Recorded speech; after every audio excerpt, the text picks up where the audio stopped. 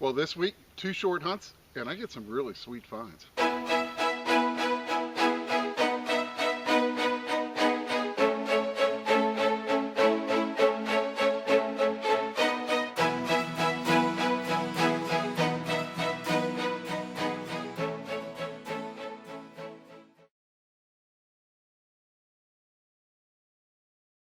Well, welcome to Finding America. It's really great to see you here. Now, last week I got a great picture from a longtime subscriber, Todd, who lives in the great state of Virginia with his 2 dogs, Zoe and Tia. And I just had to share this awesome picture with you.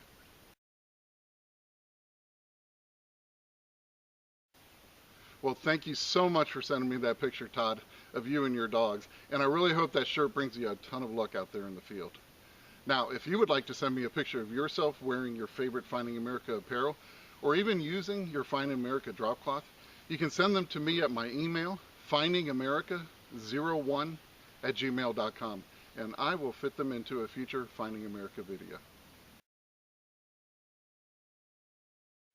Well, this first hunt that you're going to see took place at a public park that I've featured in quite a few videos, including OMG and One Grand Hunt. Now, with all this hot weather that we've been having recently, I've been limited to doing just short morning hunts in order to beat the heat. To say this park has been pounded to death would be a gross understatement. But when you have that amazing Equinox with all the different programs in its coils, you know you always have a chance of pulling out something really amazing out of the ground. And I have to say, this time was no exception. Well, kind of a cool find. I dug the first part of it. As you can see, I got an old door hinge. Got the first part of it here, and then got another signal just down from it, and got the second piece of it. Well, it's pretty cool. It's an old iron door hinge. Definitely has some pretty good age to it, and just thought I'd share that one with you. And I got something very cool. It was about 4 or 5 inches. Didn't think much of it, but the shape of it just caught my eye. Look at that. That is really neat. I believe I have a little whistle. Could have been a toy whistle. I'm not sure. Maybe it attached to something here, but on the bottom I can just make out the word Japan. So this was made in Japan, and it's actually really cool, but it only rang up as an 8, and I'm glad I tried to dig it all.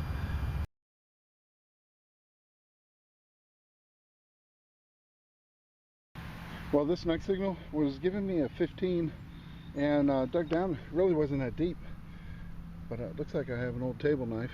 It definitely has some age to it, and it's definitely not stainless steel. So, very cool little find, and we'll keep on going here. Well, the next signal was giving me a 14, about 5 inches down. Finally got it out, and I believe I have an old pocket knife. Yep. That's pretty cool, and seen better days, but definitely has some pretty good age to it.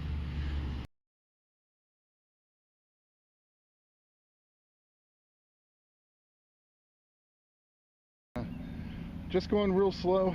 Got a 14, bouncing between 13 and 14, about 4 inches down.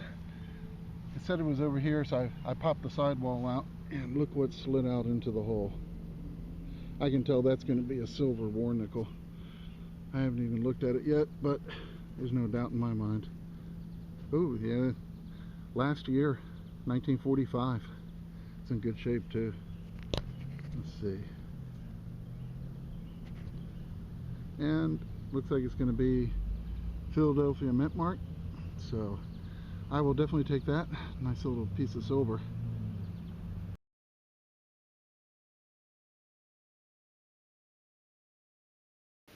There's a couple interesting things to know about the war nickels.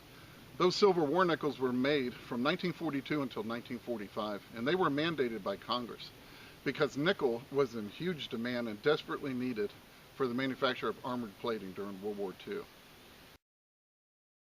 Now, one thing a lot of people don't realize is that in 1942, they actually made both versions, the nickel version and the silver version. And this is because Congress had yet to mandate the change until October of that year. Now, I absolutely love digging war nickels. And the reason is because every time I dig one, I'm reminded of the greatest generation.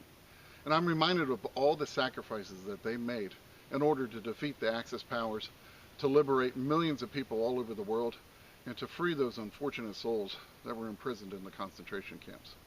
So every time I dig a war nickel, I'm always reminded of those amazing Americans. Well, next thing was giving me a 13. It was telling me about 5-6 inches deep, and that's pretty much where it was. And I popped it out. I was hoping for a nickel when I saw the round edge, but it turns out to be a key. I just grabbed the camera. You can check it out together. Definitely an older one.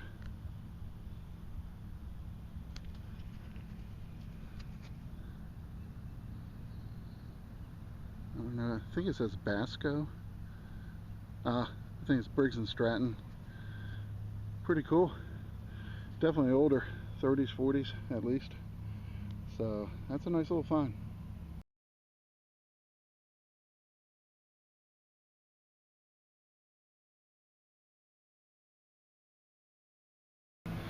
Well, I'll tell you what, I think I got something pretty good. It was giving me a 13, just solid 13. It was telling me about 6 inches down. It's pretty much where it was. And check out what flopped out on my drop cloth. I've got some type of two-piece button. And I have found Civil War stuff in this area. So I am hoping for an eagle button. I think I have one. I'll tell you what, I need to brush it off. And I need to do it carefully. And I'll be right back and we'll see what I got. Well, check this out. Oh my gosh. I have never found one of these. This is a first for me. This is an eagle eye cuff button. I've got a couple coats, but this is my first cuff button and it is beautiful. No damage and full shank on the back, just leaning to one side just a bit. But can you believe that? Ah, I'll tell you, to find this in a city park, and I guess someone didn't want to dig that 13, that nickel signal. But oh boy, I sure am glad I did. Wow, what a great find.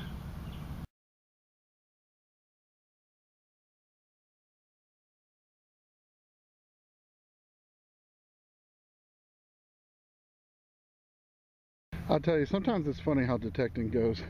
It's been really kind of slow, you know. I got a few things, that silver war nickel and the key, and then bam, I get a cuff button right here. And I go up like 8-10 inches up and I get a high tone. Well, a high number. I'm hunting in two-tone right now. But it was about 7 inches down.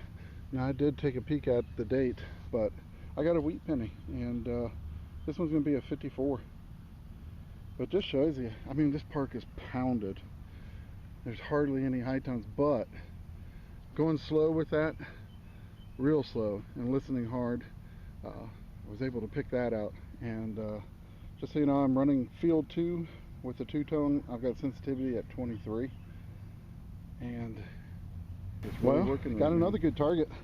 Civil War cuff button, weedy, went right over here, and was getting a 22 signal, and I popped it out, about 4 inches down. But check it out, it's in the dirt there. Looks like another penny. Looks like another weedy. Let me go ahead and toothpick this one off and I'll get a date. But that's awesome. Right here, right in a little triangle. Well, I took my Andre pencil and cleaned it up a little bit, and this one's kind of a cool date. 1949 with the San Francisco mint mark. And a lot of people always ask me about Andre pencils, and that's what they look like. This is one of them. I carry this one in my pouch, and I carry some toothpicks too, but I like using this. And you just lightly remove the dirt with it, but definitely come in handy out here. And well, I got 3 good targets in a row real quick. Let's see what else we can get here. Well, next signal was giving me a really nice solid 14 signal, but only in one direction. When I went back over it, wouldn't hit it, so I knew it was going to be something slender, long, and that's exactly what it turned out to be. I have another railroad spike, and I always like finding them, so pretty cool little piece, and I'm going to keep on going here. Well, still hunting that general area. I've been getting a lot of stuff, and got a sweet 1913, 6 inches down. Unfortunately, it's not complete, but boy, this was an awesome piece. It was an old Victorian brooch. Would have had a center stone in here. It's got a couple of the two little fake stones here still on it, but boy, that was a pretty one. Just wish it had been complete, but very cool. Definitely late 1800s, and a nice little find.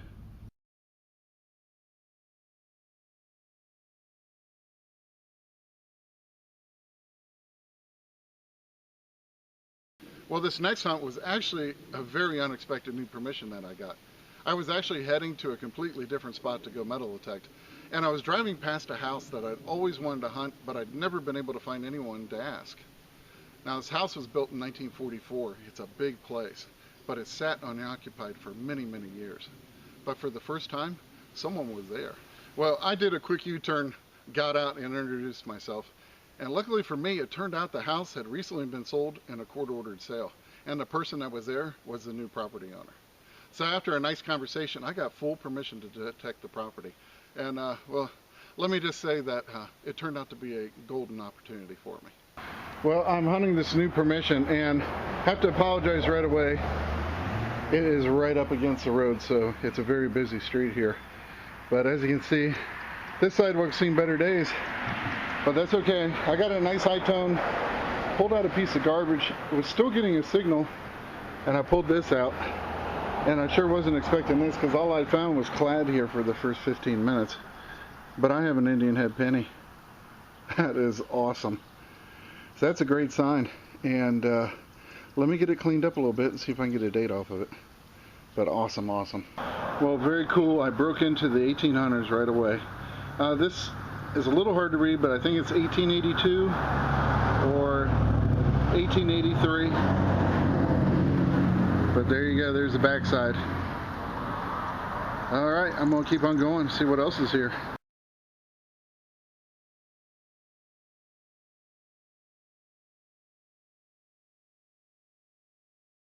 Well, I finally got one, and by one I mean a weedy. I've been hunting here for about an hour, and this is my first weedy. This one's going to be a 1940. It's actually in really nice shape. Well, I was getting a 24 with this hole and popped a weedy, and this one's going to be a 44. Now, a couple holes ago I got a 56 weedy, so that's 3 weedies for this front yard, and just going to keep on going. And I got a 22, and usually it's been memorial after memorial out here, but not this time. Check this out.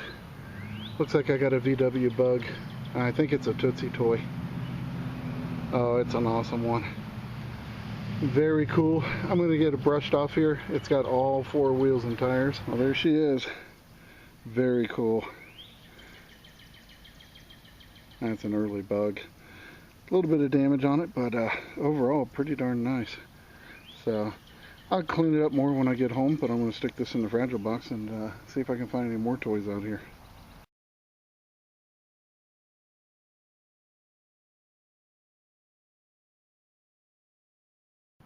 Well, there's something we don't find every day. I got a clad quarter, but it's a 1976 bicentennial. I always like digging those up, so thought I'd share that one with you.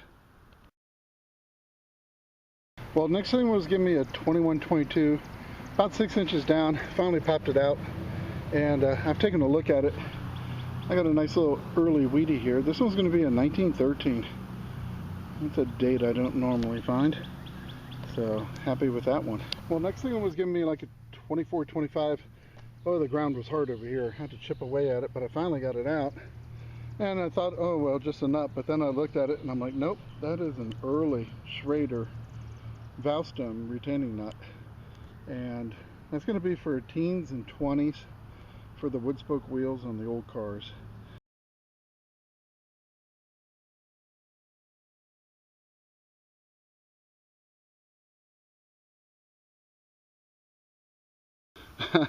What do you know? I got a second bicentennial quarter out here. That's pretty awesome. I can't even remember last time I dug one.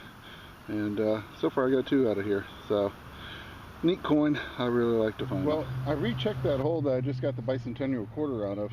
And I'm under a tree here in the backyard. And I got a high tone $half dollar signal. And check it out, there's 2 more quarters in the hole. That's pretty darn cool. And this one, oh my gosh, check it out, another bicentennial quarter. Oh, that's crazy. If this was one, I'm gonna freak out.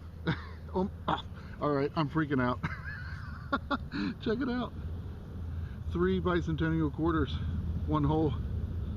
That is insane. Never had that happen before. Yeah, it's been a while since I got excited over clad.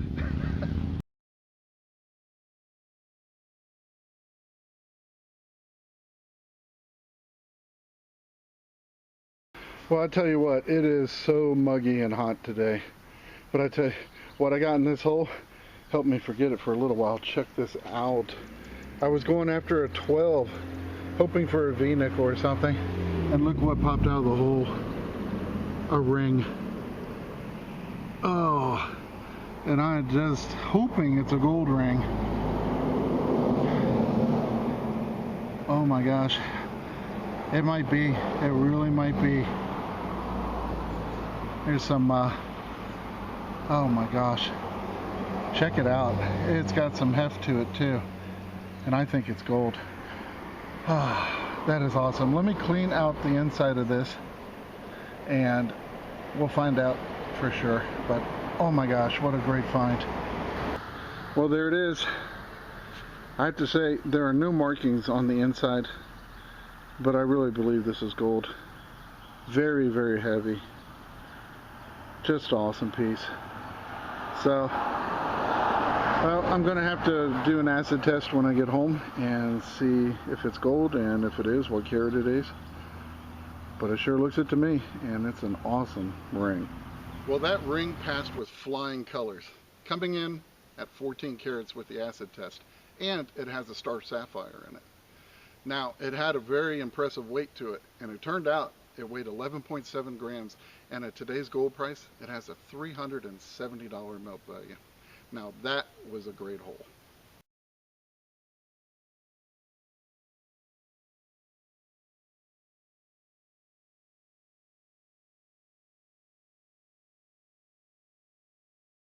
Well, despite the heat this past weekend and the fact that I could only get out for a couple short hunts because of it, I actually made some pretty cool finds.